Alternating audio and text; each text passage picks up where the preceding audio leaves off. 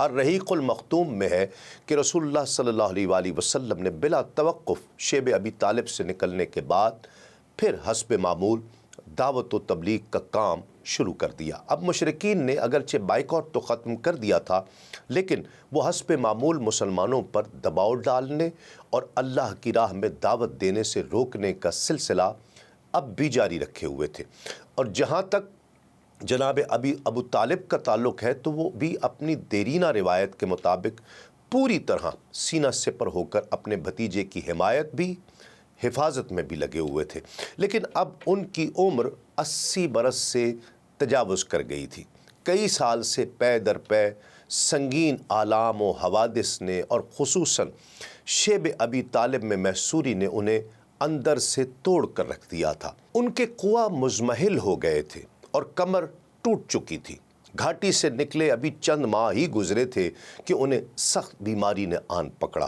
اس موقع پر مشرکین نے سوچا کہ اگر جناب ابو طالب کا انتقال ہو گیا اور اس کے بعد ہم نے اس کے بھتیجے پر کوئی زیادتی کی تو بڑی بدنامی ہوگی، اس لیے جناب ابو طالب کے سامنے ہی نبی صلی اللہ علیہ وآلہ وسلم سے کوئی معاملہ طے کر لینا چاہیے۔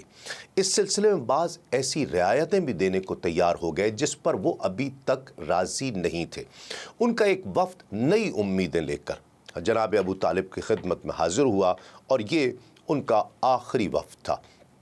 ابن اسحاق اور دیگر سیرت نگار لکھتے ہیں کہ جب جناب ابو طالب بیمار پڑ گئے اور قریش کو یہ معلوم ہوا کہ ان کی حالت اب غیر ہوتی جا رہی ہے تو انہوں نے آپس میں ہی کہا کہ دیکھو، حمزہ اور عمر تک اب مسلمان ہو چکے ہیں اور محمد صلی اللہ علیہ وآلہ وسلم کا دین قریش کے تقریباً ہر قبیلے میں پھیل چکا ہے، اس لیے چلتے ہیں اور ابو طالب کے پاس تاکہ وہ اپنے بھتیجے کو کسی بات کا پابند کریں اور ہم سے بھی ان کے متعلق عہد لے لیں، کیونکہ واللہ ہمیں اندیشہ ہے کہ اگر جناب ابو طالب انتقال کر گئے اور محمد صلی اللہ علیہ وآلہ وسلم کے ساتھ کوئی گڑبڑ ہو گئی تو عرب ہمیں طعنہ دیں گے اور کہیں گے کہ انہوں نے محمد صلی اللہ علیہ وآلہ وسلم کو چھوڑے رکھا اور اس کے خلاف کچھ کرنے کی ہمت نہ کی، لیکن جب اس کا چچا مر گیا تو اس پر چڑھ دوڑے۔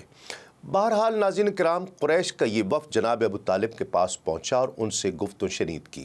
وفد کے ارکان قریش کے معزز ترین افراد تھے، ان میں عتبہ بن ربیعہ، شیبہ، ابو جہل، امیہ بن خلف، ابو سفیان بن حرب اور دیگر اشراف قریش جن کی کل تعداد تقریباً 25 تھی۔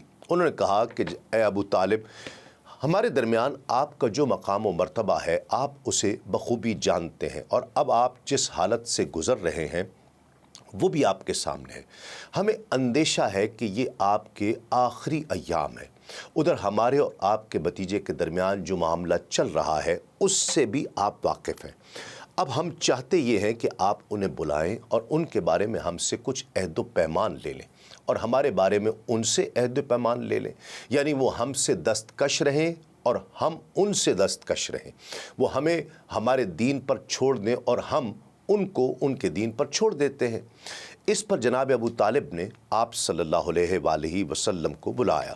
آپ صلی اللہ علیہ وآلہ وسلم تشریف لائے تو کہا کہ بھتیجے، یہ تمہاری قوم کے معزز لوگ ہیں، تمہارے ہی لیے جمع ہوئے ہیں، یہ چاہتے ہیں کہ تمہیں کچھ عہد و پیمان دے دیں اور تم بھی انہیں کچھ عہد و پیمان دے دو۔ اس کے بعد جناب ابو طالب نے ان کی پیشکش بیان کی کہ کوئی بھی فریق دوسرے سے تعرض نہ کرے۔ جواب میں رسول اللہ صلی اللہ علیہ وآلہ وسلم نے وفد کو مخاطب کر کے فرمایا کہ آپ لوگ یہ بتائیے کہ اگر میں ایک ایسی بات پیش کروں جس کے اگر آپ قائل ہو جائیں تو عرب کے بادشاہ بن جائیں اور عجم آپ کے زیر نگیں آ جائے تو آپ کی کیا رائے ہوگی؟ بعض روایات میں یہ بھی ہے کہ آپ صلی اللہ علیہ وآلہ وسلم نے جناب ابو طالب کو مخاطب کر کے فرمایا کہ میں ان سے ایک ایسی بات چاہتا ہوں جس کے یہ قائل ہو جائیں تو عرب ان کے تابع فرمان بن جائیں اور عجم انہیں جزیہ دے۔ بہرحال جب یہ بات آپ صلی اللہ علیہ وآلہ وسلم نے فرمائی تو وہ لوگ کسی قدر سوچ میں پڑ گئے اور سٹپٹا بھی گئے، حیران تھے کہ صرف ایک بات جو اس قدر مفید ہے اسے مسترد کیسے کر سکتے ہیں۔ آخر کار ابو جہل نے سنبھلتے ہوئے کہا کہ اچھا بتائیے وہ بات کیا ہے؟ تمہارے باپ کی قسم ایسی ایک بات تو کیا 10 باتیں بھی پیش کرو تو ہم ماننے کو تیار ہیں۔ آپ صلی اللہ علیہ وآلہ وسلم نے فرمایا کہ آپ لوگ لا الہ الا اللہ کہیں اور اللہ کے سوا جو کچھ پوچھتے ہیں اسے چھوڑ دیں۔ اس پیشکش پر انہوں نے ہاتھ پیٹ پیٹ کر اور تالیاں بجا بجا کر محمد صلی اللہ علیہ وآلہ وسلم، کیا تم یہ چاہتے ہو کہ سارے خداؤں کی جگہ بس ایک ہی خدا کو مانے؟ واقعی تمہارا معاملہ بڑا عجیب ہے۔ ناظرین، پھر یہ لوگ آپس میں ایک دوسرے سے کہنے لگے کہ خدا کی قسم یہ شخص تمہاری کوئی بات ماننے کو تیار نہیں، چلتے ہیں اور اپنے آباء و اجداد کے دین پر ڈٹ جاتے ہیں، یہاں تک کہ اللہ ہمارے اور شخص کے درمیان فیصلہ فرما دے۔ اس کے بعد انہوں نے اپنی اپنی راہ لی۔ اس واقعے کے بعد انہی لوگوں کے بارے میں قرآن مجید میں یہ آیت مبارکہ نازل ہوئی۔ قسم ہے نصیحت سے بھرے ہوئے قرآن کی، بلکہ جنہوں نے کفر کیا، تکبر اور مخالفت میں ہیں، ہم نے کتنی ہی قومیں ان سے پہلے ہلاک کر دیں اور وہ بھاگنے لگے جب کہ بچنے کا وقت نہیں تھا۔ انہیں تعجب ہے کہ ان کے پاس خود انہی میں سے ایک ڈرانے والا آ گیا ہے۔ کافر کہتے ہیں کہ یہ جادوگر ہے، بڑا جھوٹا ہے، کیا اس نے سارے معبودوں کی جگہ بس ایک ہی معبود بنا ڈالا؟ یہ تو بڑی عجیب بات ہے۔